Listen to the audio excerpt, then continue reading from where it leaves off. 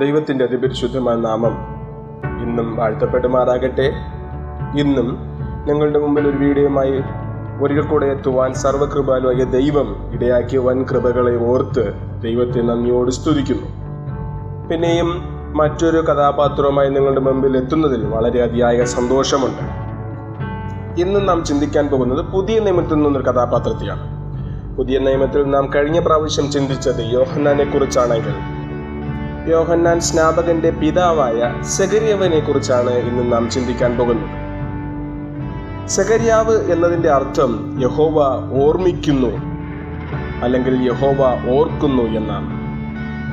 മിസ്രൈമിലെ അടിമത്തത്തിൽ നിന്ന് വിടുവിക്കപ്പെട്ട ഇസ്രായേൽ ജനം മരുഭൂമിയിൽ കൂടി യാത്ര ചെയ്ത 40 വർഷക്കാലത്ത് ദൈവം അവർക്ക് നിയമങ്ങളും ചട്ടങ്ങളും കൊടുത്തു. ആരാധനയ്ക്ക് നേതൃത്വം നൽകുവാൻ അഹരോന്റെ പുത്രന്മാരെ പുരോഹിതന്മാരായി നിയമിച്ചു.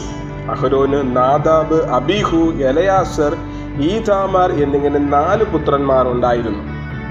അഹരോനെയും അവന്റെ പുത്രന്മാരെയും പുരോഹിത ശുശ്രൂഷയ്ക്കായി അഭിഷേകം ചെയ്ത് വേർതിരിക്കണമെന്നായിരുന്നു ദൈവത്തിന്റെ ആഗ്രഹം.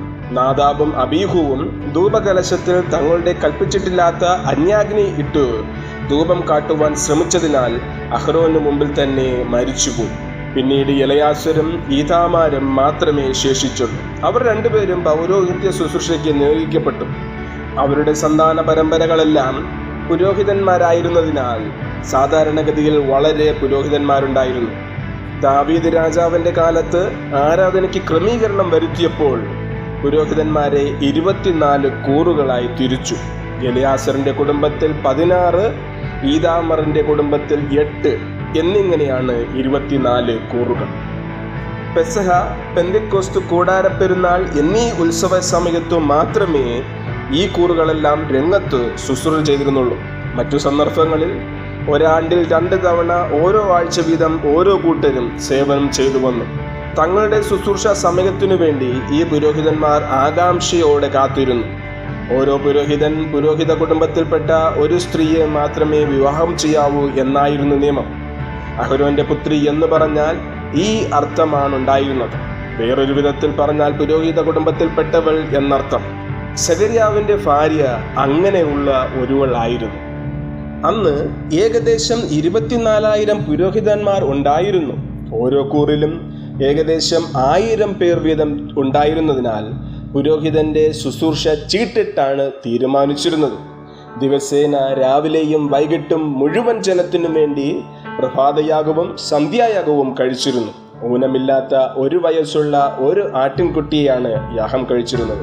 ഭോജനയാഗവും മാവും എണ്ണയും വീഞ്ഞും യാഗത്തിനു വേണം.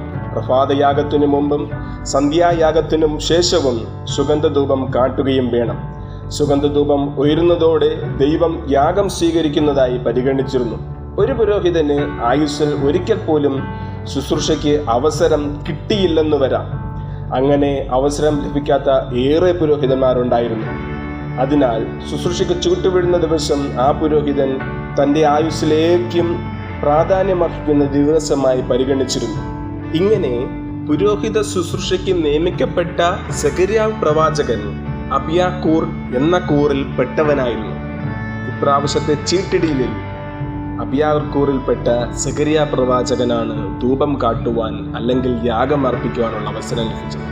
അങ്ങനെ ഒരു അവസരത്തിന് വേണ്ടി കാത്തിരുന്ന പ്രവാചകനെ ദൈവം തന്നെ മുൻനിയമിച്ച് അനുഗ്രഹിച്ചയക്കുന്നു.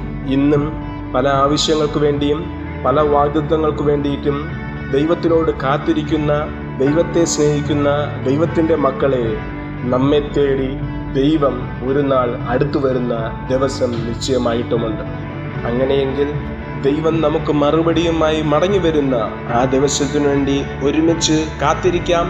ദൈവത്തിൻ്റെ അത്ഭുതങ്ങൾ കാണാം എന്ന പ്രതീക്ഷയോടെ ഈ വീഡിയോയ്ക്ക് ഇവിടെ വിരാമം കുറിക്കുന്നു. മറ്റൊരു വീഡിയോയുമായി കാണും വരെയും എല്ലാവരെയും ദൈവം തൻ്റെ സ്നേഹത്തിൽ മറയ്ക്കുമാറാകട്ടെ. എല്ലാവരെയും സർവശക്തനായ ദൈവം